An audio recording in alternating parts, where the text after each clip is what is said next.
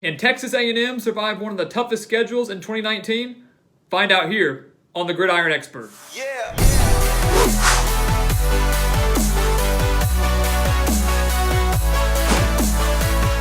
Jimbo Fisher was brought to College Station to win an SEC title with Texas A&M.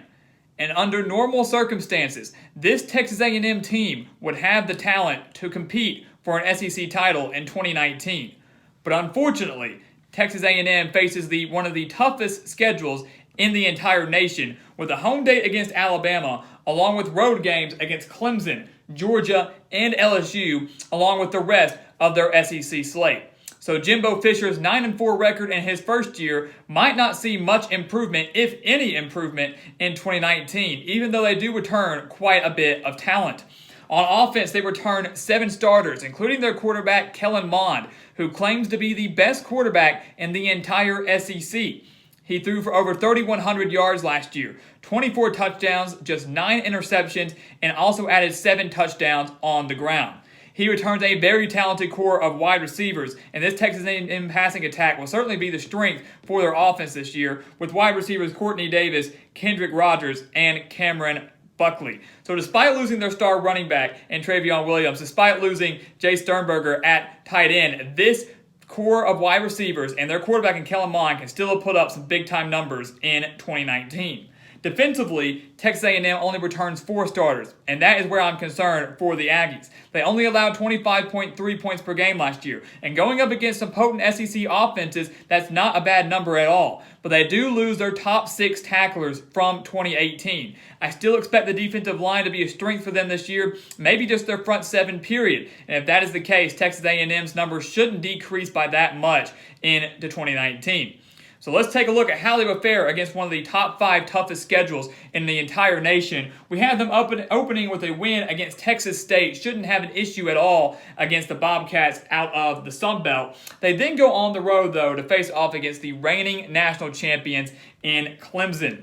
And as we all know, last year it was one of the best games of the entire season. Texas A&M taking Clemson down to the wire, only losing 28-26 to the Tigers. This year, though, it is in Death Valley, and this Clemson team will be even better than they were in 2018. And we saw how good they were last year, saw how dominant they were against Alabama in that national championship game. Trevor Lawrence is back. He returns a solid crew of wide receivers, maybe even the best in the entire nation. Travis Etienne back at running back. And the defense, yes, lost plenty across the board, especially along the defensive line, but they continue to restock. And I expect Dabo Swinney's squad to be dominant once again defensively. Expect Texas A&M to put up some points against this Clemson team, no doubt in my mind. But with this game being on the road, and with Texas A&M maybe still having some questions defensively, going up against that potent of an offense, I think they fall to Clemson, and it will not be by 2 points this year. They take their first loss of the season to the Tigers. They come back home and beat Lamar out of the FCS to get to 2-1 on the season. And then they enter the bulk of SEC play. This is where it really matters for Texas A&M. They kick it off against Auburn, and last year's game against the Tigers was an absolute thriller. They went on the road to Auburn, lost 28-24, and Texas A&M really did everything they could to lose this game. They allowed 2 touchdowns to Auburn in the final 5 minutes and 14 seconds. So in the final 5 minutes, they allowed Auburn to score 2 touchdowns, and they lost by just 4 points. This year, though, Auburn has a lot of questions themselves. Gus Malzahn is on the hot seat entering 2019, and will certainly be on the hot seat if they fall in that season opener to Oregon. They have questions at quarterback, whether it's going to be Joey Gatewood or Bo Nix. Their defensive line is going to be one of the best in the entire nation, not just the SEC, but in the entire nation. Will certainly give this Texas A&M offensive line some struggles. And if they break through and put some pressure on Kellen Mond, no doubt in my mind that Auburn can win this game. But College Station, to me, is one of the most difficult places to play in the entire SEC. I think Texas A&M's offense makes enough plays, and the offensive line holds up just long enough to make enough plays. That revenge factor plays a bit on my mind as well. And Texas A&M kicks off SEC play with a 1-0 record, getting a revenge over the Auburn Tigers. So they are 3-1 on the year, and not too bad. Of course, that back half of the schedule is what's going to be most difficult for them. They then get Arkansas and Arlington at Jerry's World and Dallas. And of course, this game has produced plenty of classics over the past couple years.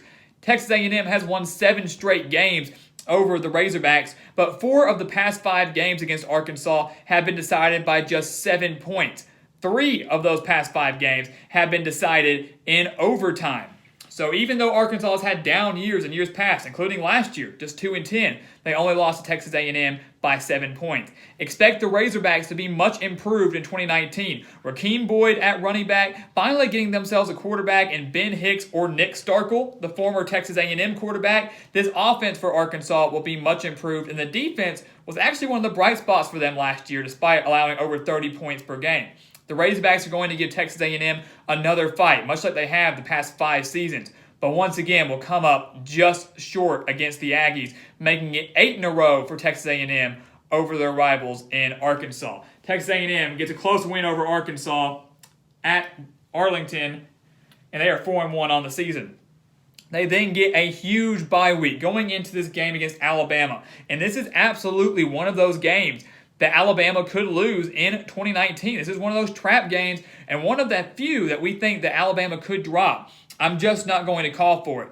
Last year, Alabama beat Texas A&M by 22 points. The Aggies put up 23 against them at Bryant-Denny Stadium. That was one of the best performances of a team against Alabama in the regular season.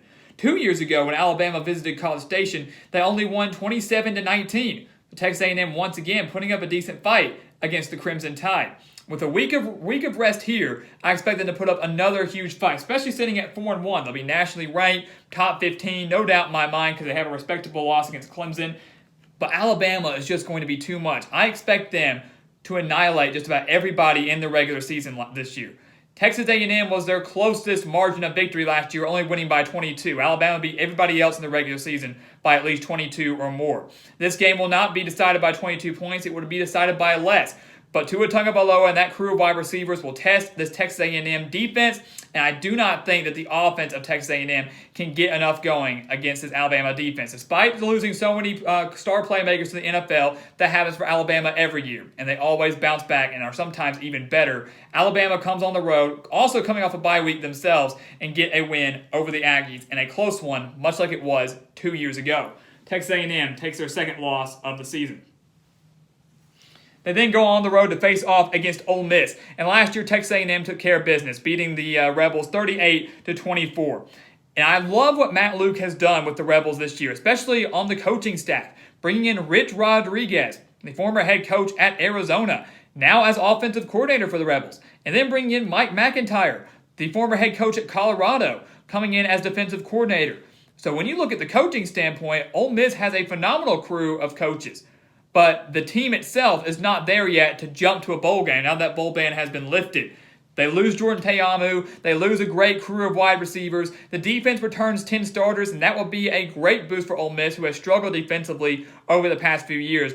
But offensively, they're not going to have enough to beat Texas A&M in this game, despite them hosting it. I expect A&M to win this game by, once again, double digits, maybe even another 14, 17-point victory. A&M gets a key win over Ole Miss after a bounce-back loss against Alabama. So, they beat the Rebels here. They then beat Mississippi State. I think they take care of the Bulldogs there. And I don't mean to just overpass the Bulldogs at all here, but last year A&M lost to them 28-13. That was a better Mississippi State team, a team that had tons of NFL talent defensively and a great quarterback in Nick Fitzgerald. But all that defensive talent is gone. Nick Fitzgerald is gone. It will either be Keaton Thompson or Tommy Stevens, the transfer quarterback from Penn State, taking over for the Bulldogs. And A&M getting to host this game in College Station, coming off a victory against Ole Miss. I just don't see them dropping this game to the Bulldogs, who I think will take a major step back in year 2 under Joe Moorhead. So they beat the Bulldogs there, and then beat Texas San Antonio, one of those automatic wins that we have. So Texas A&M, only a 2-loss team entering the final 3 weeks of the season, so could still very well be in the top 15, because their only 2 losses are coming to the 2 teams that met in the national championship last year in Clemson and Alabama. They get a much-needed bye week facing off against South Carolina, and of course it's only fitting that the schedule worked out where South Carolina, who owns the toughest schedule in the entire nation, faces off against Texas A&M, who has a top 5 toughest schedule in the entire nation. Unfortunately for South Carolina, they will fall in this game because they are going to be on the road. If this game was at South Carolina, I think I'd be picking the Gamecocks in this one. I like Jake Bentley at quarterback. This is a very veteran Gamecocks team across the board. At quarterback, at wide receiver, and defensively. And kind of like I said with Texas A&M, if South Carolina did not have such a tough schedule, they very well could contend for a top 2 spot in the SEC East and maybe a 9 or 10 win season.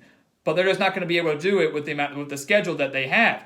A&M coming off a bye, facing off against a South Carolina team that could very well be worn down with the schedule that they've been dealt. I think they beat the Gamecocks in a year that I think they're going to only win maybe 6 or 7 games just because of the schedule. The talent's better than that, much like it is for A&M. The schedule just doesn't do them any favors. But the Aggies beat South Carolina coming off a bye week.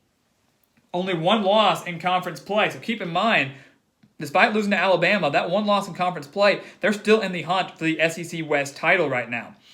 They then close out the season, though, with back-to-back road games against Georgia and LSU, and I just hate the way this schedule has been made. The last time A&M went on the road to Athens was in 1980. That is the last time they visited the Bulldogs. But Georgia, this year, is absolutely a college football playoff and national title contender. The only question that the Bulldogs have this year, it really is at the wide receiver position. And I expect by November 23rd, they will have worked out any issues they have at the wide receiver position. Jake Fromm is back. DeAndre Swift is back. So one of the best quarterbacks in the SEC, one of the best running backs in the SEC, and then you have, of course, one of the best defenses in the SEC when you've got Kirby Smart as your head coach, and they return so much talent and starters on that side of the ball. This game in Athens, I think, will be decided by over 2 possessions. I think Georgia manhandles Texas A&M in this game. And I don't mean to dog on the Aggies at all, but they're going to be a little bit worn down. It's been such a tough schedule. I know they only have 1 game before that, but Athens a tough place to play. Georgia still out to prove a message that they are national title contenders. They are SEC title contenders. They want to get back to the college football playoff, and they beat Texas A&M this year. The Aggies take their 3rd loss of the season. And then they close out the year on LSU, of course, in Death Valley, and last year's game, one of the best games of the entire season. I don't know how that was not ranked the #1 game of 2018 on ESPNU. A&M beat the Tigers 74-72 in 7 overtimes last year. One of the best games of the entire season. Call it controversial if you want. Regardless, A&M got that victory, their 8th win of the season last year.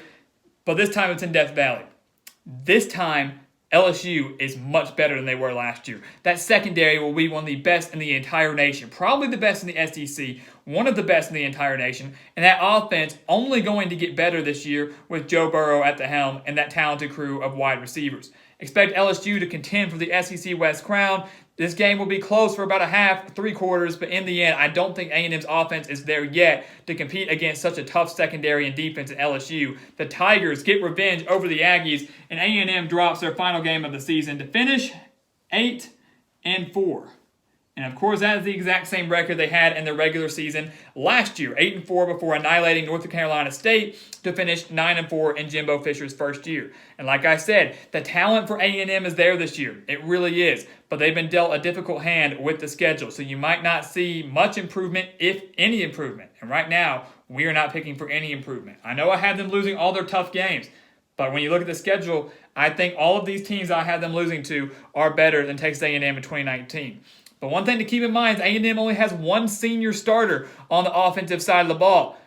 If all of that returning talent comes back in 2020, you can bet your money that Texas A&M will be an SEC West title contender next year. That's, of course, assuming everybody can come back. But Jimbo Fisher is building something in College Station. Back-to-back 8-win seasons in 2018, 2019. A chance at another 9-win season this year. Slowly going in the right direction, and will certainly be contenders next year. So guys, as always, thank you for watching us here on YouTube. Go check us out on Twitter and Instagram at Gridiron Expert, and make sure you go check out our official website, thegridironexpert.com. Sign up for our newsletter and sign up for our expert picks. For just $30, you will receive every single one of our 2019 college football spread picks, including the postseason. And I can promise you that is a deal you do not want to pass up. So join our team, sign up today only at thegridironexpert.com. And guys, as always, once again, thank you for watching us here on YouTube. Please continue to like, comment, and subscribe. And we will see you next time on The Gridiron Expert.